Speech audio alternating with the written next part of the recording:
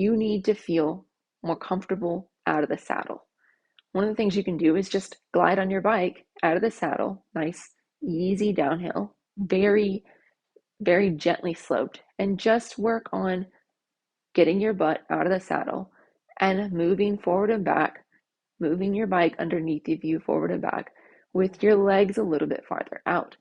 Think about if you have lasers on them, that you're pointing those lasers either straight or a little bit out to the side. Some people call it kind of cowboy knees, as they are talking about it in the coaching style. This is the best way of just feeling the bike move underneath of you. Now, you may not feel the most confident in this position, even on this gently sloping ground.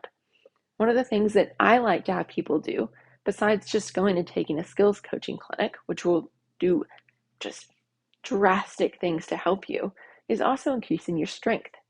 One, increasing strength helps with your fear of falling, because if you're stronger, your body's going to know that you have more to sustain you if you do crash, and that inherently helps you become more confident. Two, a lot of times whenever you're gripping the saddle or gripping the bike with your knees, it's that you are lacking glute strength and you're lacking core strength, and you're trying to gain that stability that's lacking from your body by gripping the bike. If we increase these two other strength areas, then you're going to drastically increase your ability and your confidence to be out of that saddle.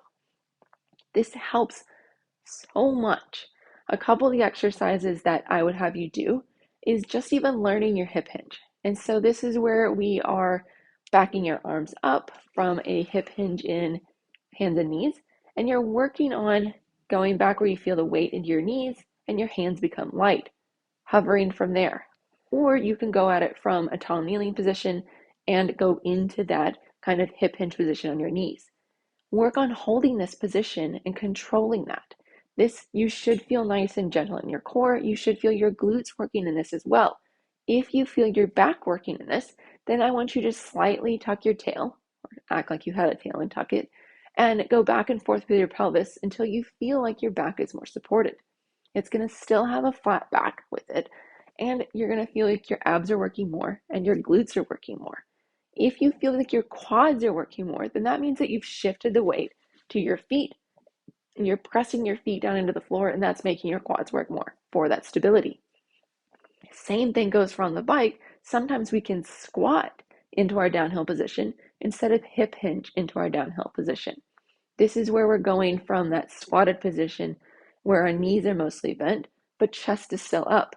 We want to make sure we're hip hinging, bringing that chest down, keeping on the bike, knees a little bit more straight, and that will help you load your glutes and load your core better, and also give you more stability front and back in that position versus a squatted stance position. This will help you with that bike body separation, because if someone's going to actually push you down, what are you going to do? Do you squat to help them? No, you get forward and you get more in a hip hinge position because you're more stable there and can resist those forward back motions and side to side motions a whole lot better. So let's train it. Focus on that hip hinge there. We also want to work on our balance. I did a balance video. You can check it out up here. It goes over so many different, three different exercises to help you with balance on your bike. This is off the bike exercises. Also working balance in track stance, just even whenever you are, again, rolling just slightly downhill, that will help you with getting out of the saddle and controlling your bike. Working on this balance, both on the bike and off the bike, will help you with your bike body separation. It will also help you with your brake control, because to go slow and going downhill, you need to brake a little bit. We want to use both our front and our rear brake with this and understand how to modulate them on and modulate them off, aka slowly put them on, slowly put them off, and feel what that feels like. Because if you just squeeze on them 100% and then off to 0, then you're going to create this very abrupt kind of movement pattern that's going to hinder your confidence in maintaining that ability to be out of the saddle on the bike. Also, if you just use your rear brake, you're missing out on a lot of stopping power that the front brake gives you. You want to use both of them to help you when you're braking on and off the trail. And so it's good to practice that off the trail to be able to use it on the trail. I hope this significantly helps you. Also, if you're looking for a program to gain more strength in that core and those glutes, legs, and body, specifically for biking, check out my program down below.